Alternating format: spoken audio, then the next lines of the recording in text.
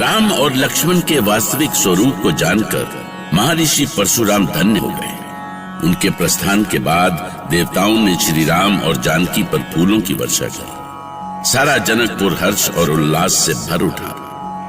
जानकी की प्रसन्नता की कोई सीमा नहीं थी। मिथिलापति जनक तो ऐसे प्रसन्न थे जैसे उन्हें नया जीवन मिल गया हो। उन्होंने राम सीता के विधिवत विवाह संपन्न कराने के लिए अयोध्या में महाराज दशरथ के पास निमंत्रण पत्र भेजा।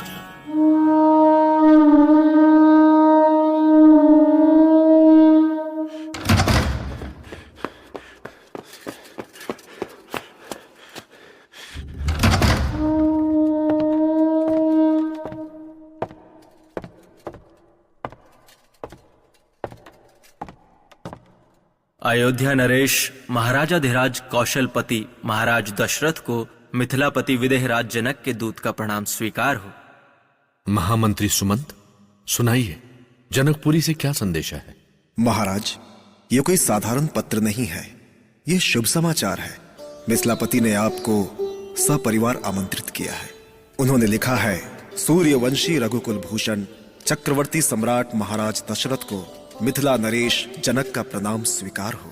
आपको ये शुभ समाचार देते हुए हमें बहुत हर्ष का अनुभव हो रहा है कि आपके दोनों अत्यंत पराक्रमी और वीर पुत्र तथा गुरु महर्षि विश्वामित्र के शिष्य श्री राम और लक्ष्मण इस समय हमारे विशेष अतिथि हैं।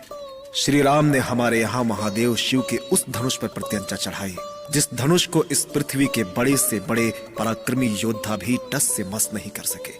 अपनी प्रतिज्ञा के अनुसार हमने अपनी पुत्री सीता का विवाह श्री राम से करने का निर्णय लिया है। इसी के साथ हम अपनी तीनों पुत्रियों का विवाह भी आपके शेष तीनों पुत्रों लक्ष्मण, भरत और शत्रुघ्न के साथ करने का प्रस्ताव करते हैं।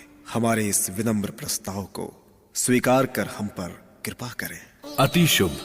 धन्य हैं गुरु विश्वामित्र, धन्य हैं जिनकी कृपा से हमारे पुत्र जनकपुरी के अतिथि बने। आर्य सुमंत, जनकपुरी के दूत को उपहार स्वरूप स्वर्ण मुद्राएं देने का प्रबंध करें और गुरुदेव वशिष्ठ को बुलावा भेजें। अवश्य महाराज, मैं गुरु वशिष्ठ को अभी बुलाता हूँ। और हाँ दूत, जनकपुरी लौटने से पहले आप हमारे विशेष अतिथि हैं। ये लीजिए आपका उपहार। इस पुरस्कार की कोई आवश्यकता नहीं आर्य सुमंत। मैंने श्री राम की जन्मदायिनी धरती देख ली, जिनके छूने भर से ही देवी अहिल्या तर गई, जिनके छूने भर से ही महादेव का विशाल धनुष किसी फूल की पंखुड़ी सा टूट गया। बस यही मेरा सबसे बड़ा पुरस्कार है। धन्य है ये अयोध्या की धरती। बस इस धरती की धूली अपने माथे से लगा लूं और फिर महाराज जनक को आपका शुभ संदेश देने के लिए निकलूंगा। जय हो इस पावन धरती की, जय हो प्रजापालक अयोध्यापति की, जय हो श्री राम की, जय हो, जय हो।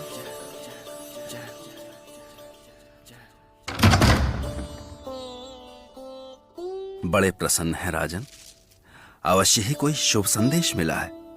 इसके पहले हमने आपको इतना प्रसन्न बस पुत्रों के जन्म के समय ही देखा था। गुरुदेव, मेरा जीवन धन्य हो गया। राम और लक्ष्मण राजा जनक के विशेष अतिथि बने हैं। विशेष अतिथि? साफ साफ कहिए महाराज, हम कुछ समझ नहीं पा रहे हैं। गुरुदेव, राम ने राजा जनक द्वारा आयोजित स्वयंवर जीत लिया है। मिथिलापति ने हमें राम और हमारे अन्य कुमारों का अपनी पुत्रियों के साथ विवाह का प्रस्ताव भेजा है। क्षत्रिय विधान तो पूरा हो चुका है। गुरुदेव, अब हमें लोक रीति के लिए बारात लेकर चलना है। कुमारों की जय हो। महाराज, राम को उनकी योग्यता का उचित पुरस्कार मिला है। मुझे पूरा विश्वास है कि अयोध्या और मिथिला का यह संबंध केवल अयोध्या ही नहीं बल्कि सारे संसार के लिए कल्याणकारी होगा। कितना शुभ समाचार है और उतना ही शुभ लग्न भी है। महाराज, प्रजा में मोतियों का दान करें और शीघ्र बारात प्रस्थान की तैयारियां आरंभ कराएं। अवश्य गुरुदेव, हमें तो आपके संकेत की प्रतीक्षा है। वशिष्ठ की हाँ सुनते ही दशरथ का मन खुशी से नाच उठा। उनसे ये खुशी संभाले नहीं संभलती थी, जैसे वो एक बार फिर से बच्चे हो गए थे। उन्हें समझ में नहीं आ रहा था कि वो क्या करें और क्या ना करें। और तब उनके मन में कुछ आया और वो ये संदेश महारानी कौशल्या को सुनाने के लिए निकल पड़े। लगभग भागते से वो ये सोचते हुए कि महारानी इस शुभ सूचना से कितनी प्रसन्न होंगी। सावधान! सूर्य कुलभूषण रघुवंशमणि अयोध्या नरेश महाराज दशरथ महारानी कौशल्या के महल में पधार रहे हैं। महारानी, महारानी! अरे क्या हुआ? बोलो ना। महारानी कौशल्या, महाराज आपके पास आ रहे हैं। वो बहुत प्रसन्न है महारानी, बिल्कुल बच्चे जैसी मुस्कान है उनके मुख पर। अच्छा, ऐसी कौन सी प्रसन्नता है महाराज को? मैं क्या जानूं महारानी, वो किसी को बताते ही नहीं। कहते हैं सबसे पहले आप ही को बताएंगे। महारानी कौशल्या, अब ये राजमहल खुशियों से भर जाएगा। इस सूने राजमहल को नया जीवन मिल जाएगा महारानी। महल के कोने कोने में खुशियों की वर्षा होगी। क्या हमारे पुत्र आने वाले हैं स्वामी? क्या महर्षि विश्वामित्र ने उनके आगमन का संदेश भेजा है? नहीं कौशल्या, ऐसी कोई सूचना नहीं मिली है। जो भी हो महाराज, पर हम जानते हैं आपकी ये प्रसन्नता पुत्रों से संबंधित है और किसी सूचना से आप इतने प्रसन्न हो ही नहीं सकते। बिल्कुल ठीक कहा महारानी। हमारे पुत्रों का विवाह संपन्न होने जा रहा है। हमें बारात लेकर शीघ्र प्रस्थान करना है। क्या कह रहे हैं महाराज? अचानक पुत्रों के विवाह की बातें? मैं कुछ समझ नहीं पा रही हूँ। अब इस राजमहल को नया जीवन मिलेगा कौशल्या। महल का कोना कोना नाच उठेगा। ऐसा क्या होने वाला है स्वामी? क्या हमारे पुत्र लौटकर वापस आ रहे हैं? क्या महर्षि विश्वामित्र ने कोई सूचना भेजी है? हमारे पुत्रों का विवाह संपन्न होने जा रहा है महारानी। राम ने राजा जनक की पुत्री का स्वयंवर जीता है। राम के साथ लक्ष्मण, भरत और शत्रुघ्न का विवाह उसी मंडप में होगा। हमने सुमित्रा और कैकेयी को भी ये शुभ संदेश भेज दिया है। ये क्या कह रहे हैं महाराज? अचानक ये सब? शुभ कार्य ऐसे ही होते हैं महारानी। देख क्या रही हैं? बारात की तैयारियां कीजिए।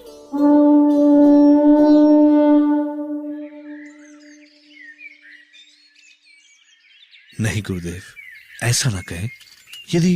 यदि आप सिद्धाश्रम लौट जाएंगे तो हम भी यहाँ नहीं रुकेंगे। अभी तो बारात भी नहीं आई है गुरुदेव।